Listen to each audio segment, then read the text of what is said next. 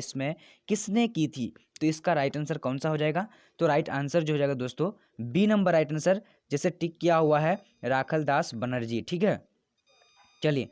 तो ये जो एक स्टूडेंट ने मुझे भेजा, जो काफ़ी थोड़ा सा जो है अच्छी तरीके से नहीं दिख रहा है, तो कोशिश करूँगा कि अगला जो वीडियो लेकर आऊँगा तो काफ़ी साफ़ यानी क्लियर लेकर आऊँगा।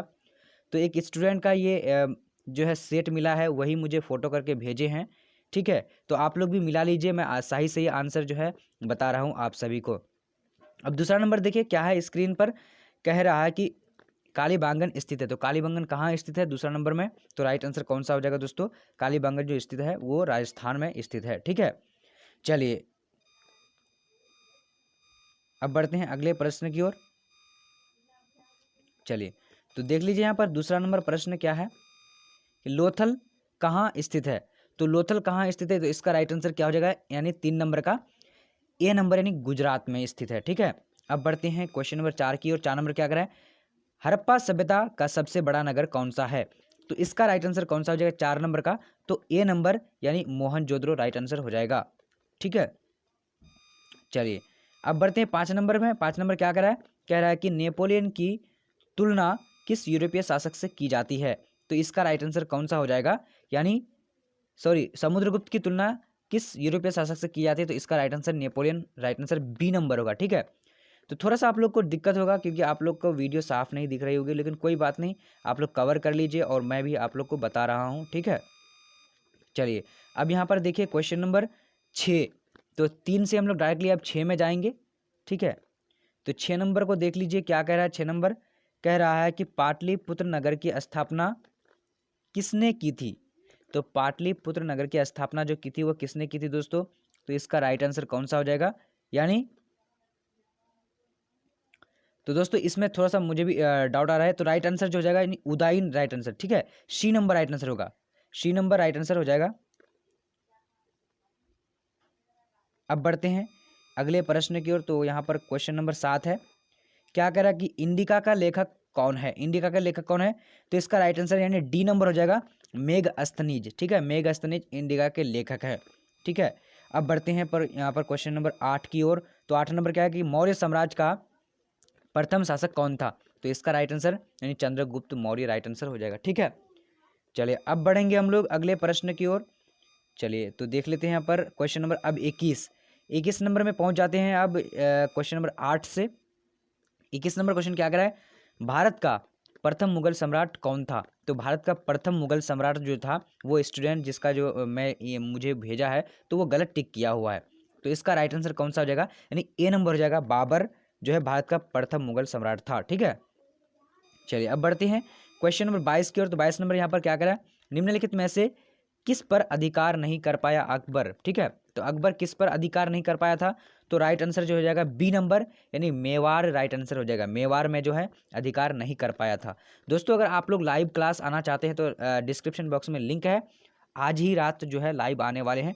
आप लोग लाइव का जो है चैनल को सब्सक्राइब कर लीजिए। अब देखिए यहाँ पर क्वेश्चन नंबर 23 नंबर में क्या है कि विजयनगर साम्राज्य की स्थापना कब हुई? तो विजयनगर साम्राज्य की स्थापना कब हुई थी? राइट आंसर नहीं सी नंबर हो जाएगा, 1336 ईस्वी में हुई थी।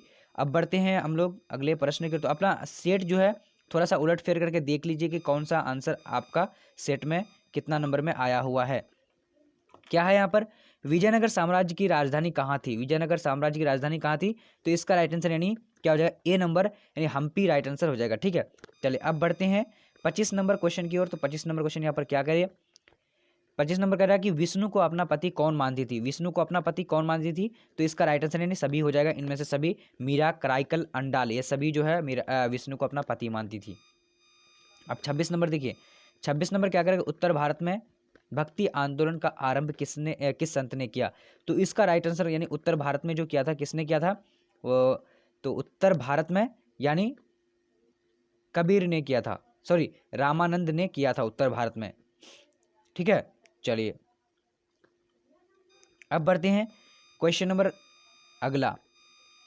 तो अगला नंबर यहाँ पर क्या है? कैप्टन हॉकिंस किस मुगल शासक के दरबार में आया था?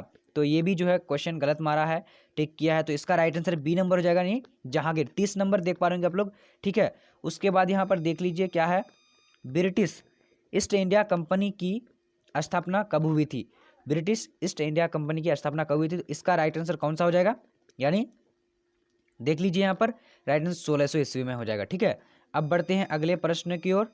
तो 32 नंबर क्वेश्चन, अपना क्वेश्चन देख लीजिए कि कौन सा क्वेश्चन किस में है और आप लोग मिलाइए। ठीक है, आप और देखिए कि कितना आंसर सही हुआ है। संथाल विद्रोह का नेता कौन था? संथाल विद्रोह का नेता कौन था? तो इसका राइट आंसर कौन सा हो जाएगा दोस्तों? यानी सिद्धू एवं कान्हू जो है संथाल विद्रोह का नेता था। ठीक है, चलिए अब बढ़ते हैं अगले प्रश्न की ओर। तो ये जो काफ़ी थोड़ा सा अलग तरीके से दिया हुआ है, भारतीय राष्ट्रीय कांग्रेस की प्रथम महिला अध्यक्ष कौन थी? तो इसका राइट आंसर यानी 57 नंबर में हम लोग आ चुके हैं। तो 57 नंबर का यानी ए नंबर हो जाएगा डॉक्टर एनी बेसेंट। ठीक है, एनी बेसेंट यहाँ पर ए नंबर में है। ठीक है, ए नंबर हो जाएगा। अब यहाँ पर 58 नंबर क्वेश्चन को देख लेते हैं। क्या है कि संविधान सभा के प्रारूप समिति का अध्यक्ष कौन था? संविधान सभा के प्रारूप समिति का अध्यक्ष कौन था? तो इसका राइट आंसर यहाँ पर डी नंबर देख लीजिए, क्या है? डॉक्टर भीमराव अंबेडकर। ठीक है, अब बढ़ते हैं यहाँ पर अगला क्वेश्चन यानी 33 नंबर। तो थोड़ा सा दोस्तों आप लोग को कवर कर लीजिए इस वीडियो को, क्योंकि उलट फेर किया हुआ है। ठीक है, तो 33 नंबर हम लोग 33 नंबर को देख लेते हैं। 57 नंबर को देख लिए। अब यहाँ पर 33 नंबर, तो क्या है 33 नंबर में? देखिए आप सभी कोई, क्या कि अस्थाई बंदोबस्त निम्न में से किससे जुड़ा है? तो अस्थाई बंदोबस्त किससे जुड़ा है? तो इसका राइट आंसर यानी क्या हो जाएगा? यानी भूमि से जुड़ा है। ठीक है, भूमि से राइट आंसर यानी ए नंबर हो जाएगा। अब बढ़ते हैं दमन इको, 34 नंबर देखिए, दमन इको क्या था? तो दमन इको क्या था? यानी भूभाग था। ठीक है, चलिए अब बढ़ते हैं 35 नंबर। 35 नंबर क्या है? उलगलान विद्रोह का नेता कौन था? तो यहाँ पर दिया हुआ है गुमधर कुंवर या फिर सिद्धू या बिरसा मुंडा। तो बिरसा मुंडा राइट आंसर हो जाएगा। ठीक है, चलिए राइट आंसर डी नंबर। अब यहाँ पर देख लीजिए अगला प्रश्न यहाँ पर आ चुकी है, पुर्तगालियों ने गोवा पर कब अधिकार किया था? तो 42 नंबर यहाँ पर आ चुकी है। ठीक है, तो दोस्तों यहाँ पर क्या है 42 नंबर, पुर्तगालियों ने गोवा पर कब अधिकार किया? तो यहाँ पर राइट आंसर जो हो जाएगा कौन सा, जो 42 नंबर का, तो 1510 में किया था। ठीक है, अब बढ़ते हैं अगला प्रश्न, चोल इमारतें किस, दोस्तों ये दिखाई नहीं पड़ रहा कि क्या लिखा हुआ है, तो इसमें थोड़ा सा मुझे भी मुश्किल हो रहा है आंसर देने में। ठीक है, अब यहाँ पर देख लीजिए कलकत्ता में सर्वोच्च न्यायालय की स्थापना कब हुई थी? तो 1885 में हुई थी। तो राइट आंसर जो है ए नंबर हो जाएगा। ठीक है, चलिए अब बढ़ते हैं अगले प्रश्न की ओर। चलिए देख लीजिए अगला प्रश्न क्या है, स्वतंत्र भारत के प्रथम गवर्नर जनरल कौन थे? तो इसका राइट आंसर कौन सा हो जाएगा? तो स्वतंत्र भारत के, तो D number in Siraj Gopalachari. अगर बोला जाएगा कि भारत के प्रथम गवर्नर जनरल, तो लॉर्ड माउंटबेटन हो जाएगा। स्वतंत्र बोला है तो यहाँ पर डी नंबर सिराज गोपालाचारी हो जाएगा। चलिए अब बढ़ते हैं अगले प्रश्न की ओर। क्वेश्चन नंबर 60, भारत को कब गणतंत्र घोषित किया? तो भारत को 15 अगस्त 1947 को, 26 जनवरी 1950 को जो है गणतंत्र किया गया था। तो ए नंबर राइट आंसर हो जाएगा। चलिए अब देखते हैं अगले प्रश्न यहाँ पर आ चुकी है, थोड़ा सा आप लोग कवर कर लीजिए, क्योंकि इस तरह कवर करने के बाद, क्योंकि देखिए जिस तरीके से मुझे फोटो भेजा है, तो ये काफ़ी जो है मुझे भी दिक्कत हो रहा है वीडियो बनाने में। करो या मरो का नारा किसने दिया था? तो इसका राइट आंसर यहाँ पर देख लीजिए डी नंबर में दिया हुआ है महात्मा गांधी। तो राइट आंसर महात्मा गांधी हो जाएगा। अब बढ़ते हैं यहाँ पर 55 नंबर, मुस्लिम लीग की स्थापना किस वर्ष हुई थी? तो मुस्लिम लीग की स्थापना जो हुई थी यानी 1906 में हुई थी। तो राइट आंसर जो है बी नंबर में सही ऑप्शन है। अब यहाँ पर देखिए डांडी किस राज्य में स्थित है? तो डांडी जो किस राज्य में स्थित है? तो इसका राइट आंसर कौन सा हो जाएगा? तो 56 नंबर का राइट आंसर जो हो जाएगा दोस्तों, तो डांडी गुजरात में स्थित है। ठीक है, तो आप लोग इसको जरूर देखिए, और क्या होगा कि फाइनल एग्जाम में भी यही सारे क्वेश्चन पूछे जाते हैं। ठीक है, चलिए बीजक किसका उपदेश संग्रहित है? बीजक में किसका जो है उपदेश संग्रहित है? तो इसका राइट आंसर कौन सा हो जाएगा बीजक में?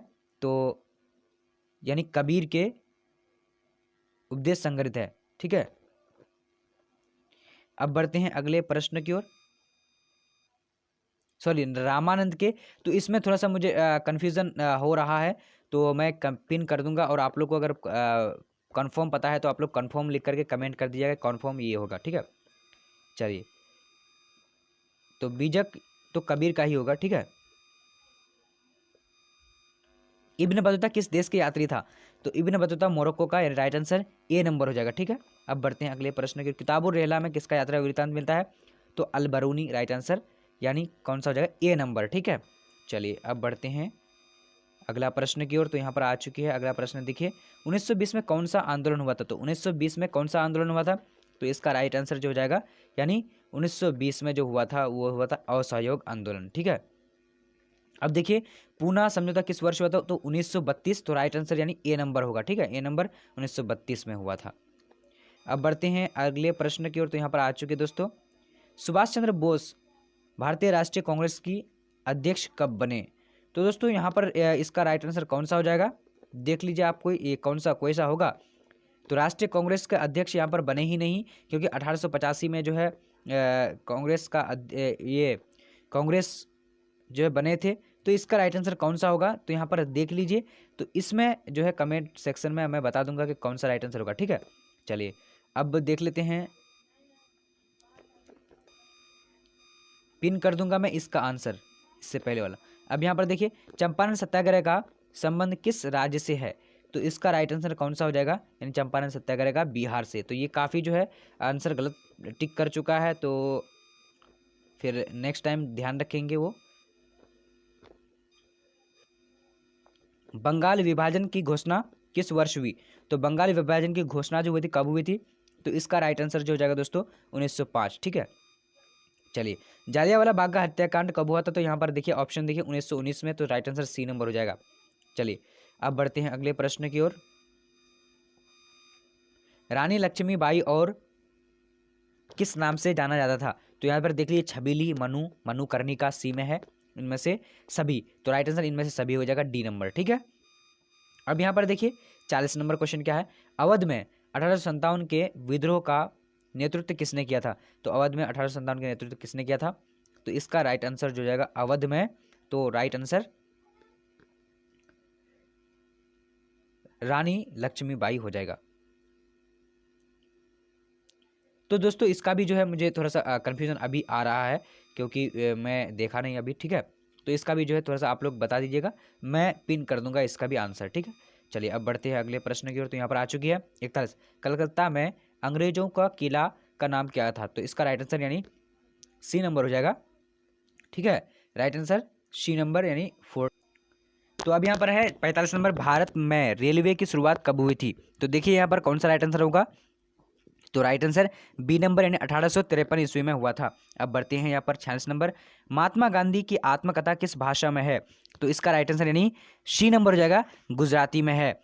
तो आपका कोई भी है सेट, तो आप लोग देख करके सही कर लीजिए। ठीक है, अब यहाँ पर देखिए महात्मा गांधी दक्षिण अफ्रीका से भारत कब आए? तो इसका राइट आंसर जो हो जाएगा दोस्तों, यानी 1914 में आए थे। ठीक है, तो राइट आंसर 1914 या 15 में, तो ऑप्शन जो राइट आंसर होगा यानी 1914 में आए थे। ठीक है, चलिए अब बढ़ते हैं अगले प्रश्न की ओर। तो यहाँ पर देखिए लीजिए क्या है, रैयतवाड़ी व्यवस्था में भूमि का स्वामी कौन होता है?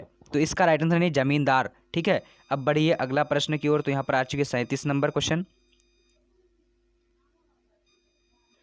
अब देखिए यहाँ पर 37 नंबर क्वेश्चन, बिहार में 1857 के विद्रोह का नेता कौन थे? तो यहाँ पर है दिलीप सिंह, श्री कृष्ण, राजेंद्र प्रसाद। तो राइट आंसर जो है डी नंबर यानी वीर कुंवर सिंह हो जाएगा। ठीक है, अब बढ़ते हैं अगले प्रश्न की ओर। व्यापक सिद्धांत का संबंध किससे है? तो इसका राइट आंसर कौन सा हो जाएगा? तो इसका राइट आंसर जो हो जाएगा रिपन से, यानी सी नंबर राइट आंसर होगा। ठीक है, चलिए अब बढ़ते हैं अगले प्रश्न की ओर। तो अगला प्रश्न यहाँ पर है कि तंबाकू पर किस शासक ने प्रतिबंध लगाया? तो राइट आंसर जो हो जाएगा यानी जहांगीर ने लगाया था। अब बढ़ते हैं अगले प्रश्न की ओर। क्या है कि किस शासक ने अपनी राजधानी दिल्ली से दौलताबाद परिवर्तित किया? तो इसका राइट आंसर मोहम्मद बिन तुगलक राइट आंसर हो जाएगा। अब बढ़ते हैं यहाँ पर 20 नंबर की ओर। तो क्या कह रहा है, अकबर का वित्त मंत्री था, तो कौन था? Todarmal, right answer D number होगा। ठीक है, चलिए अब फिर बढ़ते हैं अगले प्रश्न की ओर। तो यहाँ पर थोड़ा सा काफ़ी मुझे भी दिक्कत हो रहा है। चलिए, हीनयान एवं महायान का संबंधित किस धर्म से है? तो इसका राइट आंसर हो जाएगा 15 नंबर का जैन धर्म राइट आंसर हो जाएगा। अब बढ़ते हैं अगले प्रश्न की ओर। जैन धर्म के 24वें तीर्थकर महावीर स्वामी थे, तो राइट आंसर डी नंबर होगा। अब बढ़ते हैं अगले प्रश्न की ओर। क्वेश्चन नंबर 17, अकबरनामा के लेखक कौन था? अकबरनामा के लेखक कौन है? तो इसका राइट आंसर यानी अबुल फजल, राइट आंसर ए नंबर हो जाएगा। ठीक है, अब बढ़ते हैं अगले प्रश्न की ओर। तो यहाँ पर आ चुकी है, गंगा पुत्र किसे कहा जाता था? तो गंगा पुत्र जो कहा जाता वो भीष्म को कहा जाता था। ठीक है, तो राइट आंसर डी नंबर।